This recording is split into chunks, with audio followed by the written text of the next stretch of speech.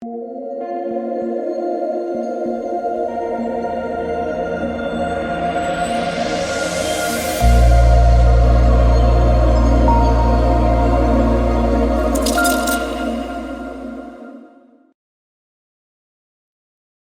what's going on, guys? It's DK. Back at you with another video here to break down the 3-game NBA playoff slate on Tuesday. If this is your first time watching, welcome to my channel. I do make content for Draftkings, for NBA Top Shot, and for Prize Picks. The sponsor of this video, guys, is Prize Picks, which is a player prop site. You can use my discount code DKDFS for a 100% match up to $100. The Prize Pick pain is real. Hit the KD over, hit the Dwight Powell under, and took the over in both Trent and Siakam fantasy points. They both missed by less than a point. So this is close from a 4 for 4, but yeah, that's all pain. But yeah, again, if you guys do play Prize Picks, make sure to check out my videos. And if you're a first-time user, again, use that code for a 100% match up to $100. If you guys are looking for premium content, I do offer that on patreon.com. You can check out my Patreon listed down below. NBA, USFL, and the esports package included in gold. Okay, so let's get into this video. We had to recap my lineup here from tonight. So tonight got some things right, but also an extremely tilting night. So let's go over the things that I got right. My favorite spend up was I really liked Luka, who would have broken the slate if the game stayed competitive. Siakam, and then KD is my contrarian spend up. So the spend up's pretty on point. I also liked Dragic as a contrarian value play, which that's one of the tilting parts. I finally didn't play Dragic. Played him all series. Finally don't play him. Goes for like 30 fantasy points.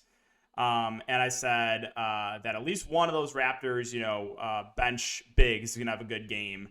But it's a little bit tough to decide who's it going to be. So, lean to the lower owned guy if possible in tournaments. So those things we got right, but Bojan Bogdanovic, really shoots like 0 of 10 of out. He actually hit a 3, but as he hit a 3, Royce O'Neal decked someone, and they said, nope, the Royce O'Neal foul was just before Bojan hit the 3, so they took the 3 off the board. It's like, you know what? That's just rubbing salt in the wound. Give him the 3. So, my God, Bojan. I mean, yeah, Utah, no one could hit a shot outside of Clarkson, really. But, yeah, that's the thing, right? With score-independent players, that can obviously happen. But in a competitive game, Bojan plays around 40 minutes, so he just couldn't hit the broadside of a barn. That's one where it's like, I don't have regrets. It's obviously super, super tilting, but what can you do? Gary Trent Jr. was fine as massive chalk. I played a low on Marcus Smart. That went really, really well. Originally I had Achua here, then I pivoted around to get to Boucher. And the reason I did was, again, I didn't know they were going to go with the hot hand, Toronto, and I figured, okay, I think Thad and Achua are going to be the two most popular. And they were way more popular than Boucher. They shouldn't have been that much more popular, right? We know Toronto goes to the hot hand. My breakdown of it was I thought Achua was going to play the most minutes. I thought Boucher was the best point per minute guy. And I thought Thad Young was the most popular. So I played Thad and Boucher. And again, I pivoted off of Achua to Boucher last second. Of course, it was looking good. It was looking in the first half. Boucher had 15 in the first half. Achua only had 4. I'm like, yes. Finally make a right pivot. And then I just see Achua go for 30 in the second half. He's nailing threes, just taking Embiid to the bucket. I'm like, this is just all pain tonight. And yeah, Siakam was solid. Reggie Bullock got ejected. And yeah, Luka was on pace for even a bigger night. The game did not blow out. But so that's it for the recap. Again, if I stuck with Achua, I actually would have been cash. But again, full tilting night with Dragic and Seth Curry finally fade those guys. They go absolutely off. Miss Siakam and Trent points by less than a point each from a 4 for 4. So frustrating one, but. What can you do? Again, I'm on full tilt mode. I'll probably be tilting for the next hour or so. But hey, we got another slate tomorrow, and we can play Jaren Jackson Jr. again. So everything will be fine. All right, Atlanta and Miami is the first game here. So Atlanta, honestly, not a ton that I love. probably going to lose this game, down 3-1 in the series. Miami's been really solid defensively. I'm not going to say no if you play Trae Young, but he's really struggled so far in the series, going over 40 fantasy points only once. Bogdanovich and Capela are both going to play. They've been listing this question. I fully expect both to play. Bogdanovich has had, some ceiling games. You want to take a shot at him for tournaments, you can. For some reason, he only played 21 minutes last game. Not sure why. Capello's back in the rotation. That was just one more body in the rotation, so they played 9 guys, which, just makes everyone a little bit riskier. Capela himself probably doesn't play enough for me to consider him unless we get confirmation that he's playing like over 30 minutes. John Collins has been disappointing since he's come back, but he's also playing injured. The grouping of wings, Herder, Hunter, Gallinari, none of them really stand out. The minutes for Gallinari have not been great recently. I know, last game was a blowout, but, kind of hovering in that low 20s minute range, which is not great. Hunter, probably the guy you're going to feel the best about minutes-wise. I would say, one of these safer plays on Atlanta. And then Herder's kind of just there for me at 5K. Don't love it, don't hate it. The guy that you actually might feel the best about is DILLON Wright, who has played well off the bench and is cheap and does have shooting guard eligibility as well. So I think, a guy like DILLON Wright, probably Hunter, the 2 easiest guys to get to. Okongwu at 3-7 will most likely be in the rotation.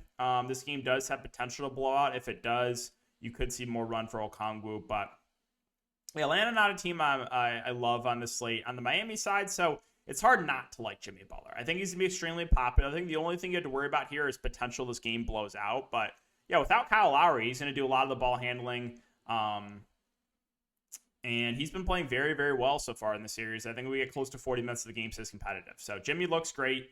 They're really tempting me this price for Bam. But Bam has been disappointing in the playoffs. He's been in foul trouble a lot. He's only gone for 40 fantasy points once. The other games, he's gone for 23, 18, and 25. So he has struggled. But like 6.9, if he stays out of foul trouble, actually, he's been foul trouble here, foul trouble here. If he stays out of foul trouble and plays 35 minutes, I think he makes for a pretty good play. So, yeah, they are. DraftKings is definitely tempting me at this price point. 6.5 for Hero off the bench. He has really struggled also in the playoffs. He had the one big game outside of that. Hasn't cracked 25 fantasy points more than once. So as a contrarian option, you can consider him. I do think, probably get some more shot attempts up, but definitely more of a tournament play. Now, the value is where it gets interesting here for Miami. So Max Strus played huge minutes, played 36 minutes last game. I think he's a good value play. He has shooting guard, small forward eligibility, and if we're going to continue to get over 30 minutes from Max Strus, I think you got to have some interest in him. Now, Oladipo, I think, is playable in tournaments. Got extended a bit because of the blowout, but actually was in the regular rotation. Now, in a competitive game, might only see like 15 or so minutes, but like Oladipo is a relatively productive player when he's on the court. So in a large field tournament, I think he's okay. I think PJ Tucker is pretty safe. He should play over 30 minutes. So no issue going there. And then Gabe Vincent, I like for value as well. Should play around 30 minutes. So the Miami value, with guys like Gabe Vincent and Tucker, Strus, you can even throw Oladipo in the mix. I think it look pretty good. Duncan Robinson, basically out of the rotation now, so can't really go there. Dedmon hasn't been playing a ton either as the backup 5. So that is it for Miami. Let's talk about Minnesota and Memphis. So on the Minnesota side, we have Cat, we have Edwards, we have D'Lo. As you know, playing Minnesota and DFS this year, you know the drill, right? At least one of these guys is going to have a good game if the game stays competitive. Good luck trying to figure out which one's going to be, right? It was Cat last game. Other 2 games before that, he really struggled. Anthony Edwards had a decent game last game. Before that, he struggled. D'Lo's had a couple of big games, but also has had a low floor. So, all 3 of these guys clearly have a ceiling. I think Cat probably the highest ceiling, and might be my favorite just because he's a guy that, can contribute in a lot of different ways. He was a lot more aggressive on the offensive end, which I thought he would be in that game. So maybe Cat my favorite, but yeah, Edwards and D'Lo definitely viable as well. And then Minnesota's run a very tight rotation over the last couple of games. So it's definitely been a boost to these value options. Like Patrick Beverley played huge minutes. He played 37 minutes. So I think he makes for a very safe play in the mid-range. As long as he stays out of foul trouble and we get mid-30s minutes from Beverley, that feels a little bit too cheap. Jared Vanderbilt, back-to-back games of 30-plus minutes. I will caution people, however. be a little bit careful. I like Vanderbilt a lot. I like him a lot. He's probably going to be the most chalky or the most popular play on the slate tomorrow. But be a little bit careful. Jaden McDaniels had 5 fouls in 10 minutes last game. So McDaniels is not going to play 10 minutes again. He's going to play more. If McDaniels plays more, it's most likely less minutes for Vanderbilt. So could you make the argument to play McDaniels over massive chalk Vanderbilt? Yes. Yes, you can. And it's actually kind of crazy. The recency bias is insane in the NBA playoffs. Like, it kind of feels like DFS back in the day, where people would just like put way too much emphasis into like what happened in the most recent game. We've been seeing that a lot with ownership in playoffs, and I think that's something you can take advantage of. So while I think Vanderbilt is the safer option and, you know, someone you play in cash, if he's going to be like 80% and McDaniels is going to be like 10%, in tournaments, you could definitely make the argument to play McDaniels over Vanderbilt, right? So I think you could even play both. Like, if we get like 28 minutes of Vanderbilt and like 22 from McDaniels or something, you can make the argument for both. Malik Beasley did only play 12 minutes last game. So here's another one, right? He's probably going to be unowned tomorrow. Now, I think if he comes to the bench and shoots well, they will extend him, right? Game 1, he played 30 minutes. So, you know, you're probably going to see an unknown Beasley, but he does have this ceiling if he's making a shot. So I think he's still in consideration for tournaments. And then McLaughlin did play off the bench and actually played well. Played 14 minutes. I don't think I can do it, but just thought I'd mention it, that he did play well off the bench. All right, on the Memphis side. So I think John Morant stands out as one of these safer spend-ups. Was pretty tilted last slate because I played him, again, massive foul trouble. He still got there while losing basically the whole third quarter. So I think Ja looks great at the top. Bane has been their second, like, arguably been playing better than Ja so far this series. At 6'8", I have no issue paying the price point for Bane. I will say, though, again, he did get a little bit of a bump last game with John Morant getting into foul trouble, but Bane's been good.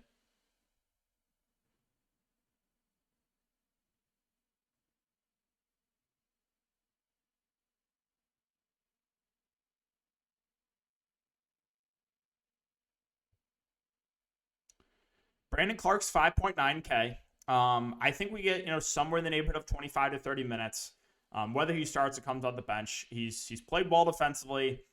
He's a decent rebounder, can block some shots. The price point is up, though, so, like, I don't think he's a smash play, but I have no issue if you want to go there. Dillon Brooks should play a bit more. Probably has a higher ceiling than Clarke, but a little bit of a lower floor. But we saw 34 minutes from Dillon Brooks. Again, he shot 20 times, and that's no surprise. That's what Dillon Brooks does. He also has shooting guard, small forward eligibility, so I think he's an intriguing play there in the mid-range.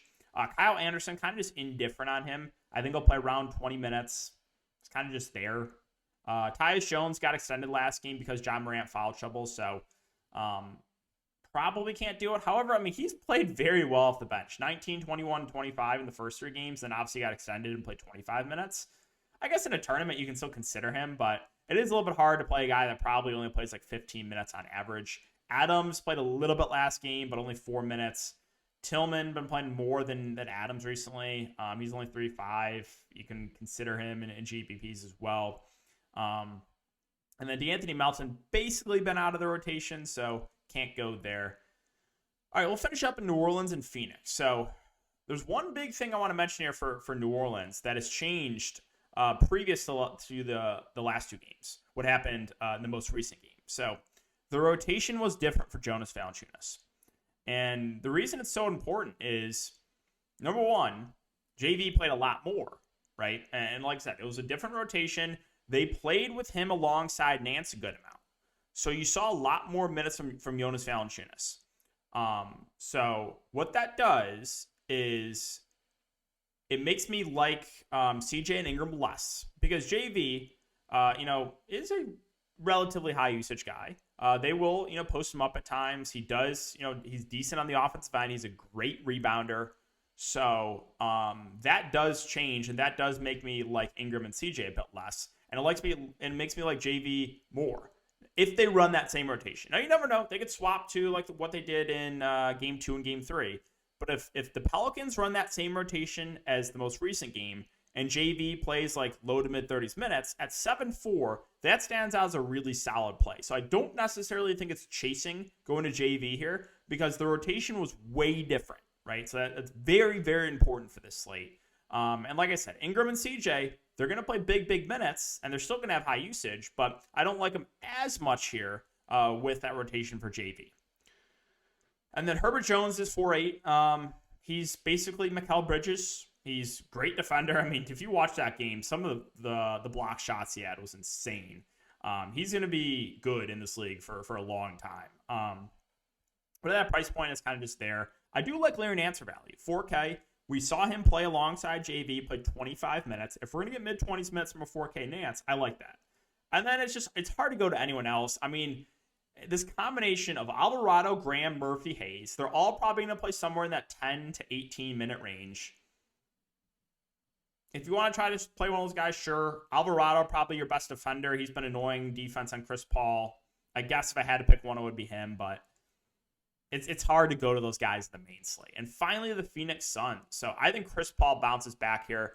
He obviously had an awful game, only shot 8 times. Not super worried about it. I think he bounces back. I think he plays around 40 minutes. I think he'll be more aggressive in the offensive end, looking for his own shot. So I like Chris Paul getting him out there at the top. I think DeAndre Ayton's a solid option.